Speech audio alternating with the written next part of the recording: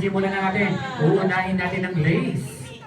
Later, ang mga lace na yan ay nagsisimbolize ng love and welcome, respect and appreciation, celebration and joy.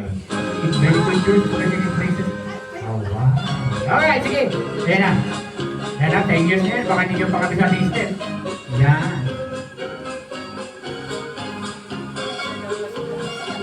Huwag na Tita Chris na dyan. Ay, kami sa Tita Chris. Ang lahat.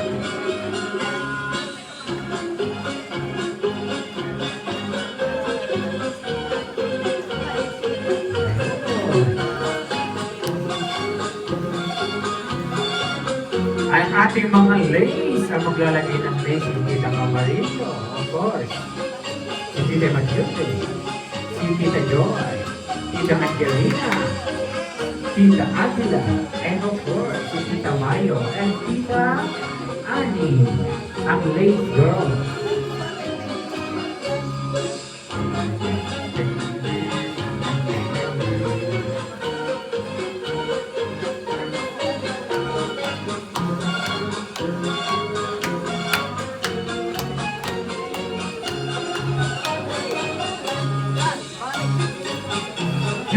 Left, left, left, right, right. Yan.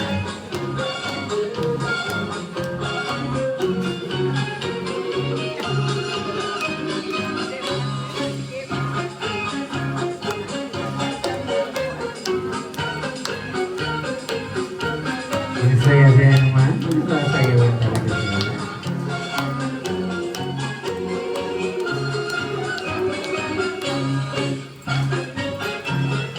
Ayan.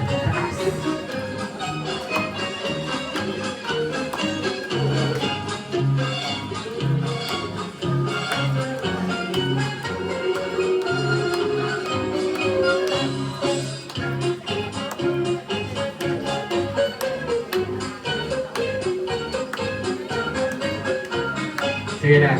I-blow mo na yan na. I-blow mo. I-blow mo na. Ayun! Yan. Dito ka sa likod na. Sa likod ka.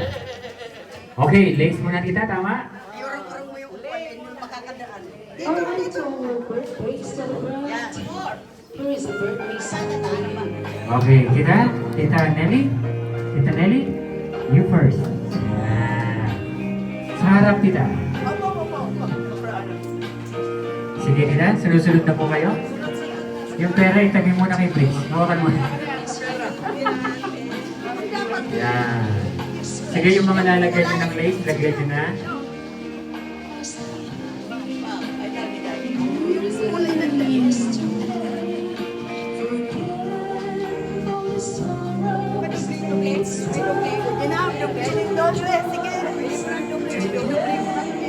It's your birthday.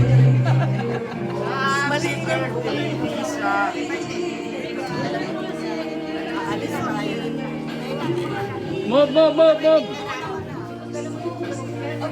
Thank you po, tita.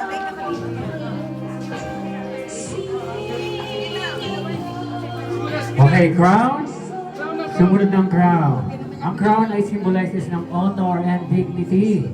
The celebrant is being recognized as a special and valued. Of course, it also represents a victory.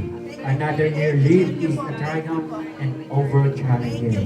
And of course, it signifies the royal identity in Christ's celebration. It reminds that we are the children of the King.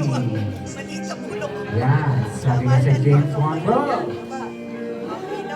which of a crown of life promised by the Lord. Yan po ang nire-represent ng crown para sa ating mga may birthday. Yan. The creeps. Okay, hawak-hawak kamay. Bilugan nyo sila. Lapit pa doon. Yan. Ang ganda. Tarong ka ng crown, oh.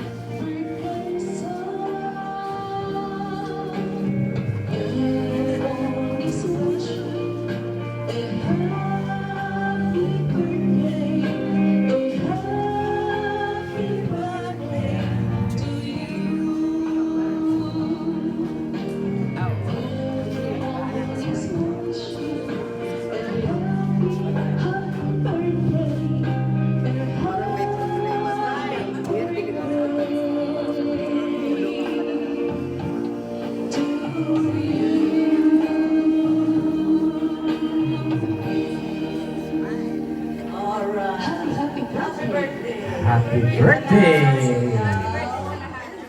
Thank you po, thank you.